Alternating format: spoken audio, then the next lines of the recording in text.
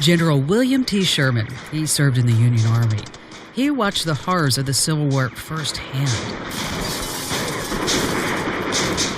You may not know his name, but Sherman's known for gathering 100,000 troops, destroying Atlanta, and just devastating Georgia. He told his men that war is long and it's bloody.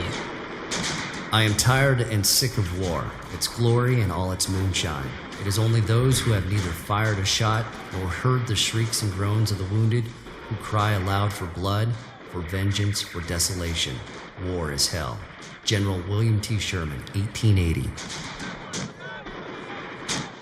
Historians are now calling Sherman an architect of modern warfare. Many of the tactics he developed in the 1880s, during the Civil War, they're still in use today. But many things have changed since then. The weapons, the uniforms, and even the battlefield. In today's modern war, there are no bullets, no bombs, no bloodshed, and not even an enemy you can identify. Why? It's called a cyber war. A cyber war is to intrude, disrupt, and or destroy by the use of computer networks and data over the World Wide Web to affect a specific intended outcome. Right now, the United States is under attack, and what makes this cyber war even scarier is that nobody knows exactly where some of the attacks are originating. Sure, you have Russia, China, and North Korea. They're always on the radar. But there are other enemies floating around in cyberspace. Think of them as pirates in the open ocean, ready to strike at any moment. No one knows who they are, who their targets are, or when they're going to strike. We're not talking about Russia or China or North Korea, but possibly syndicates ready to take over the world. And wait until you find out how you could be one of their foot soldiers and not even know it. It's one of the lesser realized issues and threats that are out there. I'm Kim Komando, your digital pro. And in this Komando On Demand podcast, we're going to take a close look at what a cyber war actually looks like. We're going to disclose how vulnerable we really are and the realization that we're under attack every minute of every single day. Plus, you're going to learn why it's so hard to identify our enemies and why we really have no allies. As you're listening to this free podcast, remember one of our great partners, Carbonite. Carbonite protects your digital photos, documents, and important files safe in the cloud. Visit Carbonite.com today and use promo code KIM to get your 2 free bonus months. Go back in time and think about all those 1960s cartoons. You know, the superhero cartoons like Batman. Now think about all the villains. The Penguin, the Joker, Catwoman. Do you remember all their elaborate plans that would put the entire city at risk? The call would go out and Batman would save the day. Well, he's not exactly Batman. His name is Peter Tran, but he is a modern-day superhero. I am the Senior Director for RSA Security's Worldwide Advanced Cyber Defense Practice. Area of responsibility encompasses incident response, breach readiness, building security operations centers for large enterprises, both public and private sector. The villain can represent any country in the world, an individual, or even a cyber syndicate. They can be anywhere, and the attack could come at any time, and in a house next to you or me. They are declaring war, a cyber war, against anyone or anything in their crosshairs. It's possible that they're targeting the streaming companies, say Hulu or Netflix, looking for your personal information. Enemies might be targeting high-tech businesses like Apple or Google for insider trade secrets. And what's downright frightening, they're targeting the military for top-secret information. You may not be hearing about the attacks every day. The popular media doesn't exactly report them. But don't be lulled into a false sense of security. There's a war going on. Battles are now being fought. And Peter, well, he's on the front line. It's sometimes hard to compare a conventional war to a cyber war. A conventional war is usually sparked by an event, and those fighting in the war, they have a clear objective. That's not necessarily the case in a cyber war. The cause of a cyber war, the battleground, and the specific objectives are sometimes vague. In cyber war, there aren't clear geographical borders. Digital borders traverse left and right.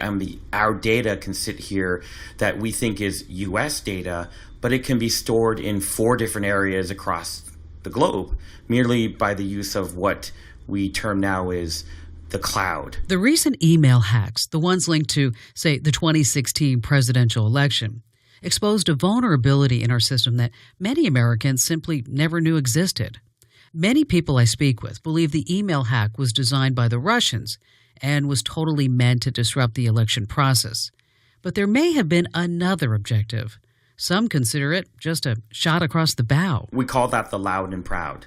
So it's the warning shot, if you will. But in this context, we've had many, many warning shots. But because of the high visibility of the 2016 elections and the mind share that it garnered, it's absolutely possible it is a loud and proud moment for any nation state, particularly Russia or others, to say, guess what? We can do this, so stand by. Now I want to introduce you to P.W. Singer. He's the co-author of Ghost Fleet. If there's one book that you should read, it's definitely this one. It outlines what the next world war might look like. The book, though, is based on all real-life stuff. It also comes with 400 endnotes documenting how every single technology, every single trend, even some of the things that the characters say are all sourced from the real world. Tell us how you know so much about war games and hackers and technology and international boards, and of course you've got policies and procedures up the yin-yang.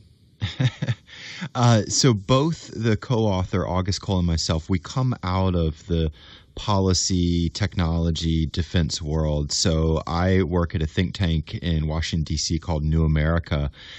Previously was at Brookings. And also I do consulting for various groups that range from the Defense Department to the DIA to the FBI to the entertainment world as well. And so I've long been in this space between the worlds of policy, technology, research, you name it. Here's the interesting part. You have to listen to this. Cyber wars are not necessarily fought between, say, two separate countries. That's where the whole idea about villains comes to play. Think about it for a moment. A guy on his computer in his mother's basement can do just as much damage as a hacker backed by Iran, China, or even Russia. We were just joking about it, but it's the people that I would argue would play a role in such a conflict that we aren't typically thinking about. And it is things like anonymous hackers or the Silicon Valley venture capitalist or private military contractors. These are all players in the real world, and they will play a role if there's ever this kind of conflict. Now, why someone would want to do that and ultimately what that game would be is questionable. Cyber war, it's not like a conventional war.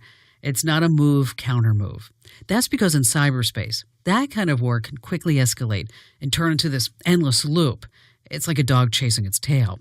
No one can afford throwing endless amounts of resources at a war that no one can ever win. A cyber war is more like a war of leverage. It's called a command and control disruption. So and this technique has been used quite a bit. It says, look, we're going to accept that an adversary is going to continue to pound on the door and they're going to get in certain places. But if we can disrupt their overall command and control while they're in here and never let them out, then we have leverage. They'll never leave with their information. They'll never disrupt because we can then tend to kind of put parameters around where they can and cannot go. And that leverage can be acquired by anyone, from a country to a syndicate to that guy in his basement looking to take over the world. I'll have proof that these cyber attacks are happening without you even knowing it. Coming up next. Too many homes out there, maybe yours, have only a single pane of glass as the barrier between safety and a catastrophe. Simply Safe Home Security gives you 24/7 protection for $14.99 a month. And get 10% off your security system today at simplysafekim.com. That's simplysafekim.com. Guess what? It's already happening. There are cyber attacks every minute of every single day. Sure, you've heard about most of them, say at Sony Pictures, then there's Target, Yahoo, Home Depot, just to name a few. But there have been attacks at some high-profile military targets. The government, Well, let's just say I think that they've been keeping these attacks a secret. The F-35 Joint Strike Fighter program, this is a $1 trillion defense program to build the next fighter jet for the U.S. and all our allies. It's been hacked on 3 separate occasions. Another plot, this one by Iranian-backed hackers, infiltrated a New York dam. This was part of a much larger objective that brought 46 of the nation's largest banks to their knees. It actually happened in March of last year. Thousands upon thousands of customers couldn't get to their money. It was total chaos. And this might be the most disturbing part of the story. Analysts aren't 100% sure they know why. When you start to aggregate the most high-profile attacks, the analysis could point to establishing footholds in various different critical infrastructure verticals to affect some greater future intent. This means hackers could be getting into a system to create even more chaos in the future. A little bait and switch, if you will.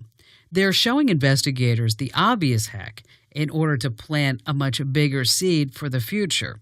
And if that doesn't make you a little uneasy, consider this. You could be a foot soldier in the cyberwar and not even know it. How? Well, they could be using your smartphone. That's right, the one that you're using to take pictures and check Facebook, play Candy Crush, and read email. The enemy, whoever it is, could be using it as a weapon against you or the government. Hello? Just consider this. Many of our high-tech gadgets are made in China. And China is one of those countries trying to steal U.S. secrets by hacking into our computers. The U.S. military is already accusing China of stealing plans for a U.S. fighter jet and then using them to make a fighter jet of their own. Now, they could be using our own hardware, our computers and our smartphones and tablets and routers, against us.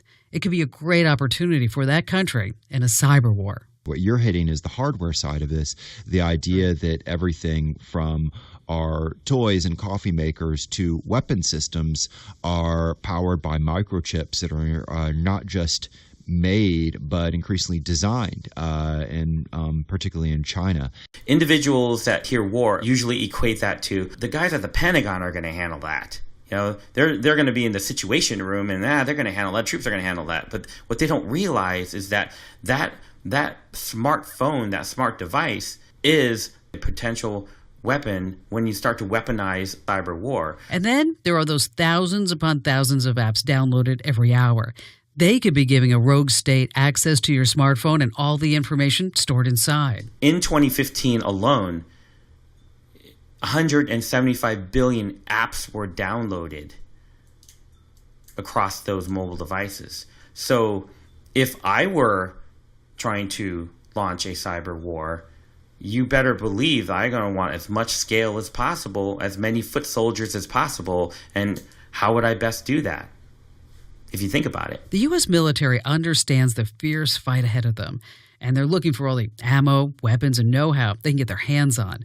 That's why the epicenter of the cyber war fight in the United States, it's not in Washington, it's not in the Pentagon.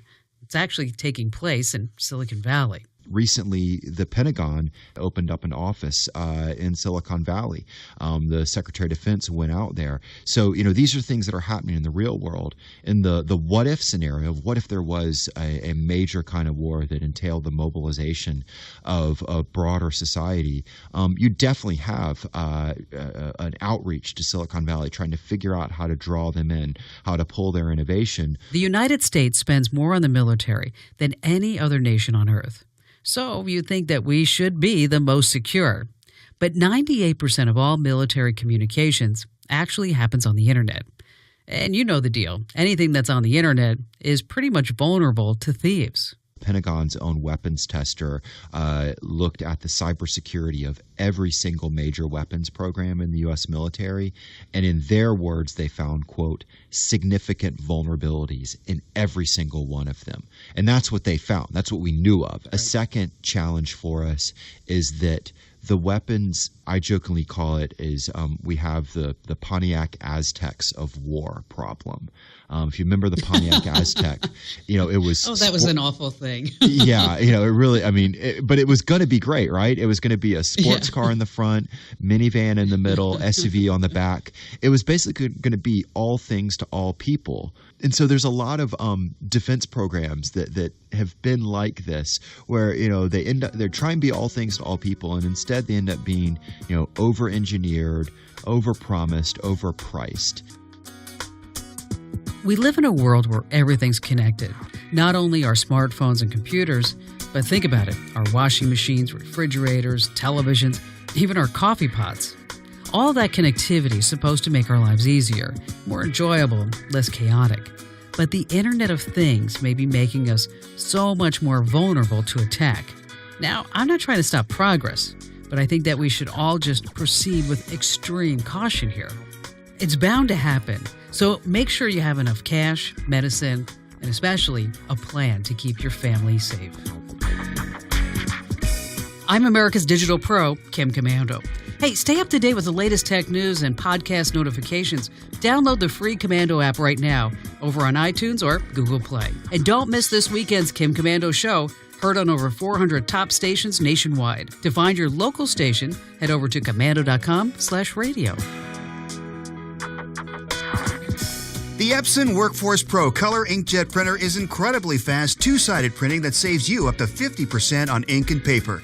This is a great printer, and we're happy to have Epson as a partner of the Komando On Demand podcast. Epson, exceed your vision.